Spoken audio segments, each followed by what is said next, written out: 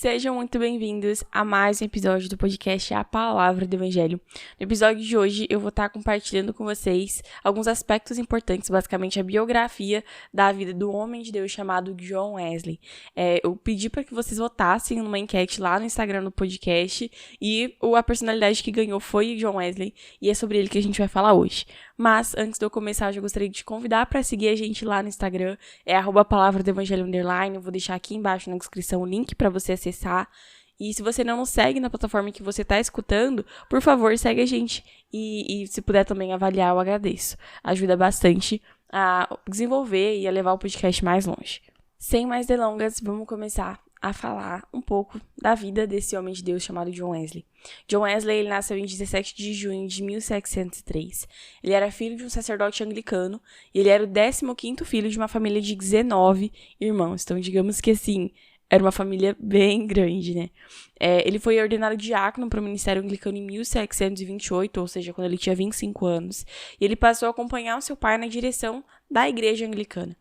Ele é conhecido atualmente, né, justamente pelas pregações que ele fazia, ele pregava para as multidões. Ele tinha um coração missionário e ele desejava conhecer a Deus e fazer o nome de Deus conhecido. E durante suas pregações, ele experienciava muitas manifestações mesmo intensas da graça e do poder de Deus, principalmente na salvação de almas, na convicção do pecado, né? No caso, justamente essas almas, elas tinham a convicção, eram tocadas pelo Espírito Santo e entendiam, né, o tamanho do seu pecado, entendiam o tamanho da sua culpa e, ao mesmo tempo, compreendiam e passavam a contemplar a graça, a grandeza e o amor de Deus através da obra de Cristo na cruz, né? E a frase conhecida e famosa de John Wesley é: "O mundo é minha paróquia". E foi através desse desejo, né, por causa desse desejo que ele tinha de propagar o evangelho, propagar as boas novas, que nasceu, digamos assim, o movimento metodista. Ele nasceu na Inglaterra, no século XVIII, e ele surgiu, na verdade, na Universidade de Oxford, por meio de um grupo de estudantes sob a liderança de John e Charles, que era seu irmão Wesley. Então, basicamente, eles se reuniam naquela universidade, era um grupo de jovens, grupo de estudantes, que eles se reuniam com a finalidade de ler a Bíblia, de orar, de jejuar e visitar presos e enfermos. Então, basicamente, o intuito deles mesmo era fortalecer e renovar o espírito cristão daqueles que comungavam junto à religião anglicana. Então, é válido dizer, né, mais pra frente a gente vai ver, que a gente tem a Igreja Metodista hoje, que foi fundada basicamente por meio de John Wesley, mas essa não era a intenção dele quando surgiu o movimento metodista. Na verdade, a intenção dele era simplesmente promover a comunhão entre os irmãos, promover realmente esse desejo e esse conhecimento mesmo da palavra de Deus nos estudantes daquela universidade.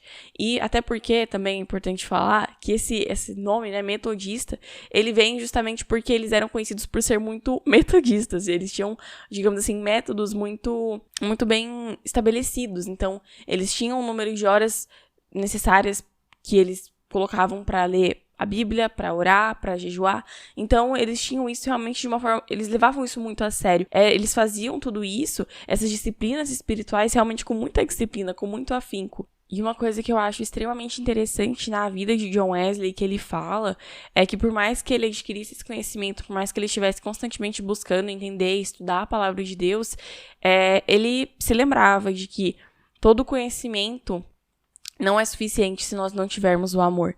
Então, ele meio que alinhava, né, não apenas a doutrina cristã, não apenas a doutrina de Deus, do Evangelho, mas ele alinhava isso à prática, ao amor, à piedade, né, tanto que eles visitavam presos e enfermos, enfim. Então, eles realmente exerciam isso na prática. E outra frase dele que exemplifica muito bem isso que eu disse, que diz assim: "O Evangelho de Cristo não conhece religião que não seja religião social, não conhece santidade que não seja santidade social." Ou seja, né, é basicamente isso, de que o Evangelho, a santidade, ela não é para ser exercida de forma isolada, longe da sociedade, longe das pessoas, não. Mas a religião, o Evangelho, ele é para ser praticado em comunidade, em sociedade. Então, não há como nós vivermos o Evangelho, não há como nós dizermos crer nas Escrituras e não praticarmos isso no nosso dia a dia, no ordinário da vida. E justamente pelo fato do movimento metodista ter nascido em contexto de universidade, um contexto educacional, posteriormente Wesley ele fundou a Kingswood School, que é voltada ao cuidado de atender as necessidades educacionais das crianças. E, se eu não me engano, essa escola, né, essa instituição, ela continua ativa. Eu procurei, eu encontrei o site deles, então acredito que ela continua em atividade, e isso é muito interessante, né? E, basicamente, como que a igreja metodista aconteceu, como que a igreja metodista cresceu, né? As famílias que se instalaram nas colônias da América do Norte, né? Elas acabaram levando o metodismo para os Estados Unidos, que hoje é os Estados Unidos, no caso, né? Mas elas acabaram levando o metodismo para lá, e eles fundaram, em 1784, a primeira igreja metodista episcopal. E na Inglaterra, é interessante também ressaltar que o metodismo ele só se constituiu como uma denominação independente depois da morte de Wesley, ou seja, depois de 1791. E pra gente finalizar aqui, eu gostaria de trazer mais uma frase dele, que ele vai dizer assim: "Não me preocupo com o que pode acontecer daqui a 100 anos. Aquele que governava o mundo antes de eu nascer cuidará disso igualmente quando eu estiver morto. A minha parte é melhorar o momento presente."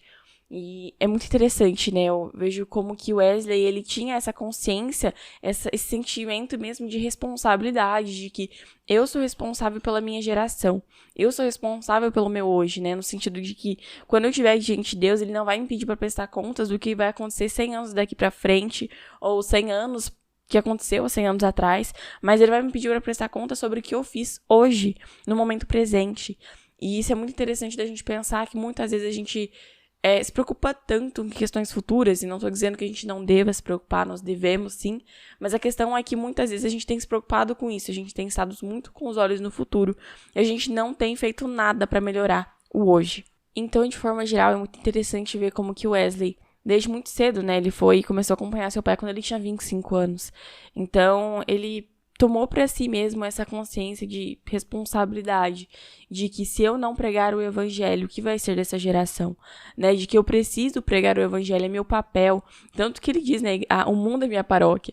Então, o maior interesse dele, a maior motivação, o maior objetivo dele era justamente alcançar almas e, né, pregar o evangelho para o máximo de pessoas que ele pudesse, para que essas pessoas fossem alcançadas e tocadas pelo amor e pela graça de Deus.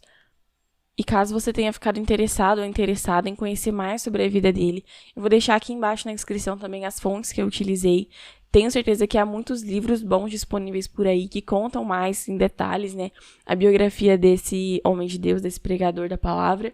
Mas, de forma geral, eu espero que você tenha gostado, que esse episódio tenha te encorajado de alguma forma. E eu te encontro na próxima semana, no próximo episódio.